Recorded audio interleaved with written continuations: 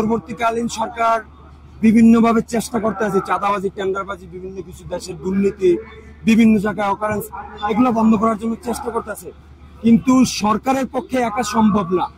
সাধারণ মানুষ, বিরোধী দলগুলো যদি চায় তাহলে এই চাঁদাবাজি, টেন্ডারবাজি বন্ধ করতে পারে। কিন্তু আপনি দেখেন বিরোধী দলের সবচেয়ে বড় একটা অংশ চাঁদাবাজির সাথে জড়িত। আমি চাইলেও বিরোধী দলের ব্যাপারে মুখ খুলতে পারবো না। যদি আমি মুখ খুলি এরপর দিন আমার নাই বানায় নেবে। আপনি কি পারবো বিরোধী দলের চাঁদাবাজির সম্পর্কে কথা বলতে বা বন্ধ করতে? পারবো না।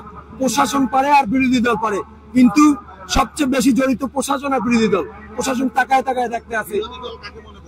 বিএনপি চাঁদাবাজির সাথে জড়িত কারা এটা তো সবাই জানে, বিএনপি। কারণ জামাত ইসলামও চাঁদাবাজির সাথে জড়িত নাই, ইসলামী আন্দোলন চাঁদাবাজির সাথে জড়িত নাই। অন্যান্য যারা ছোট ছোট দল আছে এরাও কোনো জায়গায় আলহামদুলিল্লাহ চাঁদাবাজির সাথে জড়িত নাই। পরিষ্কার বিএনপি বিভিন্ন জায়গায় চাঁদাবাজি করতে আছে। ঘাট দখল, বাস স্ট্যান্ড দখল, অটো স্ট্যান্ড দখল, খেয়াঘাট দখল, এগুলো বিএনপি করতে আছে। আসলে কি এখন পাওয়ারে যাওয়া লাগে না। এখন বিএনপি বাংলাদেশের ভিতরে বড় একটা দল, বাংলাদেশের বৃহৎ একটা দল আর কি। তো এরা তো অতীতে ক্ষমতায় ছিল, তো বিভিন্ন জায়গায় সেক্টর গুলোতে এখন লোক ফিট করা আছে। তো আর এগোর সাথে তো আমরা ইসলামী দলগুলো তো সংঘর্ষ রাজনীতিও করি না, সংঘাত পছন্দও করি না। তো বিভিন্ন জায়গায় চাঁদাবাজি করতে আছে, বিভিন্ন টেন্ডারবাজি করতে আছে। বাধা দিতে চাইলে বড় ধরনের সংঘাত হবে। যেরকম গতদিনে নারায়ণগঞ্জ সহ বিভিন্ন জেলায় আমাদের লোকজন চাঁদাবাজি বাধা দিছে, মাদক ব্যবসা বাধা দিছে, আমাদের লোকজনদেরকে আহত করে তারা হসপিটালে পাঠাইছে। তো এখন তো এরা ক্ষমতায় আসলে যেরকম নাকি চাঁদাবাজি আরো বেশি বাড়বে, কারণ 16 বছর তারা খাইতে পারে নাই, ক্ষুধার্ত ছিল। তো চাঁদাবাজি, টেন্ডারবাজি, দখলদারি এগুলো আরো বাড়বে, এগুলো বন্ধ হবে না। তখন জনগণ আবারও রাজপথে নামবে, আন্দোলন করবে, কিন্তু লাভ হবে কি? দেখেন আপনার 1 থেকে 1,500 আমার ভাইরা, আমার বোনরা রক্ত দিছে, আবারও কে এরা রক্ত দিবে? এই বারবার রক্ত, বারবার খুন, এগুলো দেশের মানুষ চায় না। আল্লাহর হস্তে এগুলো বন্ধ করেন, দেশের পরিস্থিতি স্বাভাবিক করেন। তো আমি এর জন্য অনুরোধ করবো, একটাবার যদি আপনারা ইসলামকে ক্ষমতায় বসাতে পারেন, এই দেশের মানুষের সর্বোচ্চ অধিকার আদায় হবে। কথা দিলাম, বট বৃক্ষর মতো আমরা ইসলামী দলের সাথে যারা জড়িত আছে, আমরা বট বৃক্ষর মতো আমরা মানুষকে ছায়া দিয়ে রাখবো ইনশাআল্লাহ। কি মানে এখনো আপনার চূড়ান্ত ঘোষণা আসে নাই যে এককভাবে যে নির্বাচন করবে, কিন্তু আলহামদুলিল্লাহ অনেকটাই সম্ভাবনা ইসলামী দলগুলার একজোট হওয়ার। আর সম্ভবত আমাদের যতটুকু ধারণা ইনশাআল্লাহ যে তাফসীর ঘোষণার সাথে সাথে ইনশাআল্লাহ ইসলামী দলগুলা একজোটের আত্মপ্রকাশ হবে ইনশাআল্লাহ। সংস্কার এবং গণহত্যার বিচার এবং ফেয়ার পদ্ধতিতে নির্বাচনের দাবিতে আজকের এই মহাসমাবেশটা অনুষ্ঠিত হচ্ছে। ফেয়ার পদ্ধতিতে নির্বাচন করতে হবে, রাষ্ট্র সংস্কার করতে হবে, যতগুলো গণহত্যা হয়েছে এ পর্যন্ত সবগুলোর বিচার করতে হবে। এই 3টা প্রধান দাবি নিয়ে আজকে আমাদের এই মহাসমাবেশ। অবশ্যই সংস্কার, আমাদের সাহেব চরমনাই, শায়েখে চরমনাই সবসময় বলে আসছে এ পর্যন্ত, প্রথমে সংস্কার, গণহত্যার বিচার, এরপর আমরা নির্বাচনটা চাচ্ছি। হ্যাঁ, এই 5 আগস্ট পর্যন্ত আওয়ামী লীগ যতগুলা গণহত্যা করেছে, হ্যাঁ সবগুলা গণহত্যার বিচার স্পষ্ট এখন পর্যন্ত বিচার হয় নাই। হ্যাঁ, অনেককে জেলে নিয়েছে, কিন্তু জেলে নিয়ে এগুলা জেলে রেডিমেড রেখে দিয়েছে, এগুলার স্পষ্ট বিচার এখনো হয় নাই। কিন্তু এরপরে জুলাইয়ের পর থেকে এখনো পর্যন্ত কিন্তু অনেক গণহত্যা, হত্যা, চাঁদাবাজি, লুটতরাজ চলতেছে, এগুলো কিন্তু বিচার করতে হবে। এই বিচারের দাবিতেও কিন্তু আজকে আমাদের মহাসমাবেশে এই দাবিটা উত্থাপন করা হবে ইনশাআল্লাহ। বিচার বিভাগের মধ্যে সংস্কার রয়েছে, এমনি ভাবে ফ্যাসিস্টের যে দূষণরা এখনো বিভিন্ন সচিবালয়ে বসে রয়েছে, বিভিন্ন বড় বড় কর্মপদে রয়েছে, তাদের আমরা প্রশাসনের পরে তাদেরকে আমরা ছাঁটাই করার পরে কেবল আমরা যখন ফিলিং হবে, নির্বাচন করার সুষ্ঠু পরিবেশ তৈরি হবে, তখনই আমরা নির্বাচনের দাবি করছি। এটা যুক্তিক সাময়িকের সময়ের মধ্যে হতে হবে, যেটা সেটা আমরা দেখেছি নির্বাচন আওয়ামী লীগ সরকার যখন তিনি আরো 3-4 বছর পর্যন্ত মেয়াদে নির্বাচন করে বসেছিল, আমরা এতটুকু সময় দাবি করি যে আরো 2-1 বছর যদি এই ডাক্তার ইউনূসকে সময় দেওয়া হয় তাহলে এই বিচার এগুলো সম্ভব হবে আর কি, সংস্কারগুলো করা। বাংলাদেশে আপনার 40টা দলের উপরে নিবন্ধনকৃত 40টা দলের উপরেই যারা আছে তারা নির্বাচন 7 ফেব্রুয়ারি। আপনারা কি 40টা দলের মধ্যে পড়েন কিনা? ফেব্রুয়ারির মধ্যে যারা নির্বাচন চাচ্ছে, আমার যতটুকু জানা মতো 40টা দলের মধ্যে না, শুধুমাত্র বিএনপি চাচ্ছে যে সংস্কারের পূর্বেই নির্বাচনটা আমরা দেই, কারণ তাহলেই না, আমার কাছে মনে হয় না আর কেউ চাচ্ছে না। যদিও তাদের সাথে জোটের কোনো দল এটা চাচ্ছে, কিন্তু এটা মূলত গণমানুষের চাহিদা নয়। যদি গণমানুষের চাহিদা হয় তাহলে সেটা গণভোটের মাধ্যমে যেতে হবে, ডক্টর ইউনূস যদি একটি গণভোটের পরিবেশ তৈরি করেন সংস্কারের পক্ষে কিংবা বিপক্ষে, তাহলে আমাদের সঠিক মুসলমানদের বা সঠিক জনগণদের তাদের দাবিটা কি সেটা ফুটে উঠবে।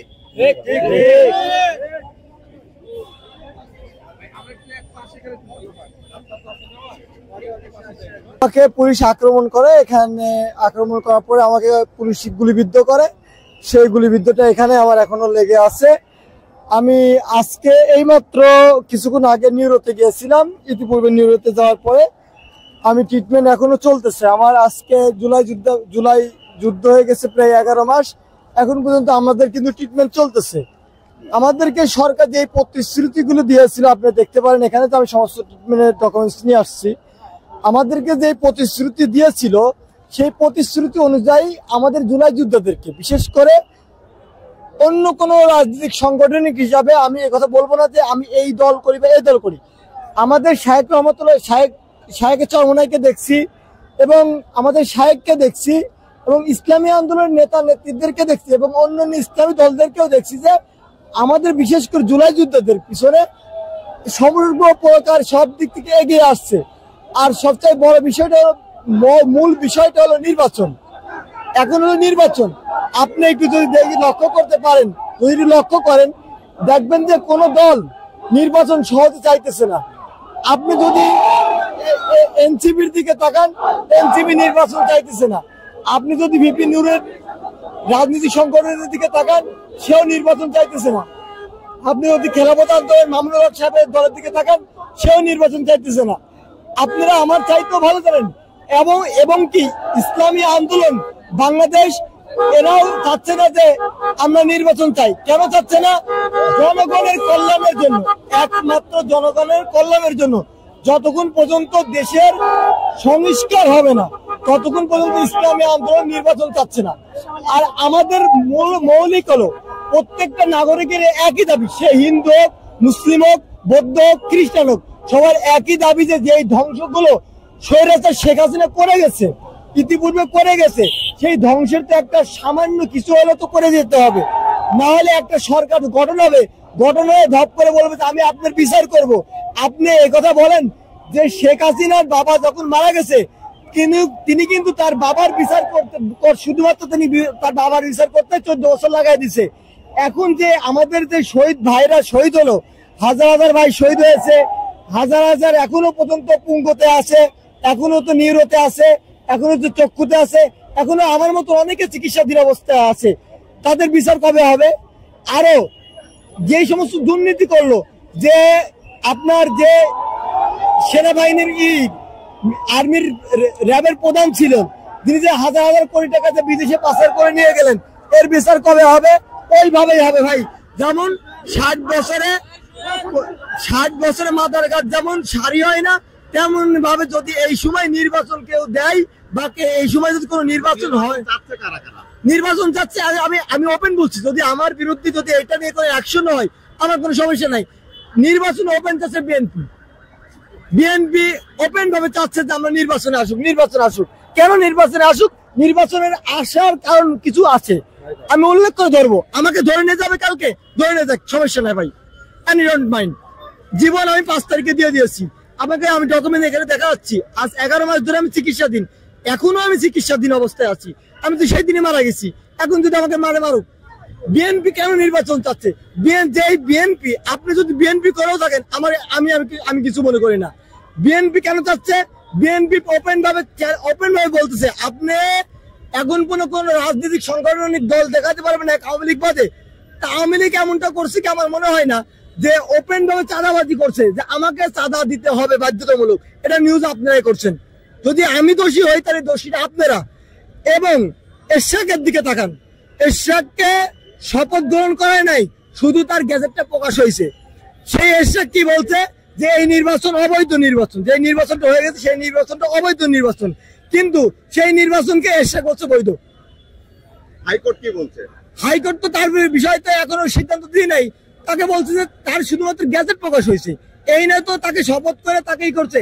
এরশাদ কি করছে? গত কিছুদিন আগে আপনারা রিপোর্ট দেখছেন, যেহেতু আপনারা মিডিয়ার লোক, আপনারা দেখছেন এরশাদ নিজে সিটি কর্পোরেশনের লোকজনকে ডেকে সে প্রধান অতিথি হিসেবে উপস্থিত করে লেখছে, আমার কাছে ডকুমেন্ট আছে। আমি মিডিয়াতে আমি দেখছি, আমি যেহেতু একজন জুলাই যোদ্ধা, আমার কাছে প্রত্যেকটা নিউজ আসে, আমি দেখছি এরশাদ ওখানে লেখছে, ডাইরেক্ট ভাবে লেখছে প্রধান অতিথি মেয়র এরশাদ। এবার আপনি বলেন যে যাকে শপথ গ্রহণ করা হলো না, যাকে কোনো কথাবার্তা বলার রাষ্ট্র কোনো ক্ষমতা দিল না, সে কেমন করে ভাবে মেয়র দাবি করতে পারে? সে যদি এখনই মেয়র দাবি করতে পারে, আমি লিখিত দিতে পারি, আল্লাহ সাক্ষী, এরা যদি ক্ষমতায় আসে জনগণকে চুষে খাবে। কারণ কি আমরা ভাই, আমার বয়স 1993 সালে আমার জন্ম, এখন আমার যদি ম্যাচুর হইতে হইতে আরো 10 বছর লাগছে। এতদিন তো আমরা দেখছি ভাই, এ খায়া গেছে, এরপরে এ খায়া গেছে, এরপরে এ খায়া গেছে। এবার আমি আপনাদেরকে বলি, বিএনপির কথা বলি। সর্বপ্রথম আপনি আমার চাইতে বড়, এখানে যারা আছে অনেকে আমার চাইতে বড়। আপনি বলেন তো, সর্বপ্রথম যে বিশ্ব চ্যাম্পিয়ন, দুর্নীতি চ্যাম্পিয়ন কে হয়েছিল? বিএনপি আমার হয়েছিল। তাহলে যে দুর্নীতিতে চ্যাম্পিয়ন হইতে পারে, 5 বার চ্যাম্পিয়ন, তার পরবার 5 বার চ্যাম্পিয়ন বিএনপি হয়েছিল। সেই বিএনপি যদি পরবর্তীতে ক্ষমতায় আসে, আবার যে কিছু করবে না, এরা ভাই রাঘব বলছেন, কুমের, আমি বলছি আমি কুমেরের কথা বলছি। একটা ক্ষুধার্ত কুমেরকে যখন দেখবেন একটু ছোট্ট একটা মাংসের টুকরা দিবেন, হাবল বাড়ি ধরবে। এখন বিএনপি অবস্থা হয়ে গেছে এরকম ভাই, বিএনপি জনগণের দিকে তাকাবে না। এবার তাহলে আপনাকে বলি, মুনাফিকের 2টা আলামত আছে ভাই। আমি একজন আলেম, আমি একটা মাদ্রাসায় চাকরি করি, মাদ্রাসার নাম বলছি ফাতেমাতুল জোহরা মহিলা মাদ্রাসা, ওখানে দাওরা হাদিস পর্যন্ত মাদ্রাসা। আমি দাওরা হাদিসের কিতাব নিই, অথচ আমি একজন মুহাদ্দিস, ওই হিসাবে আমি ছোট মানুষ হলে একজন মুহাদ্দিস, আমার সেই বুঝতে আছে। মুনাফিকের আলামতের ভিতরে একটা আলামত আছে। বিএনপির মির্জা ফখরুল ইসলাম আলমগীর বলছে কি, এই 5 তারিখের আন্দোলনের সময় আমাদের কেউ সম্পর্ক ছিল না। এবার কিছুদিন পরে মোর ঘুরাই এসেছে যে এই আন্দোলনে আমরাও ছিলাম। এইবার আপনাকে আরেকটা প্রশ্ন করি ভাই, যেহেতু আমাকে কথা বলার সুযোগ দিয়ে দিয়েছেন, আমাকে কথা আবার শুনতে হবে। আপনি রিপোর্ট কতটা প্রচার আপনারা আমার রিপোর্ট প্রচার করবেন না, এটা শিওর আমি বলতে পারি, কিন্তু করবেন কি করবেন না সেটা আপনাদের ব্যক্তিগত ব্যাপার। তার আগেও ছিল, পরেও ছিল, তার বাস্তব প্রমাণ কি দেখবেন? আওয়ামী লীগকে নিষিদ্ধ করার জন্য প্রত্যেকটা দল বলছে আওয়ামী লীগকে নিষিদ্ধ করার কথা, একমাত্র বিএনপি বলছে কি না আওয়ামী লীগকে নিষিদ্ধ করবো না। কেন কি? তার একটা কারণ আছে। মাঠে যখন দেখবো যে মাত্র 10 জন প্লেয়ারের ভিতরে 9 জনের প্লেয়ার লাল কার্ড খেয়ে গেছে, একজন প্লেয়ার বাকি আছে, তাহলে ভাই আমার যখন 11 জন আছে, গোল দিতে সহজ।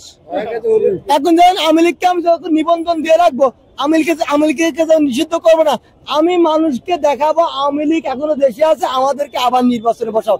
একমাত্র সাবাত রাসূল সাল্লাল্লাহু আলাইহি ওয়াসাল্লাম বলছেন যে যদি তোমরা শান্তি পাইতে চাও, বুখারীর হাদিস, যদি তোমরা শান্তি পাইতে চাও তাহলে একমাত্র ইসলামকেই পথ হিসেবে বেছে নাও।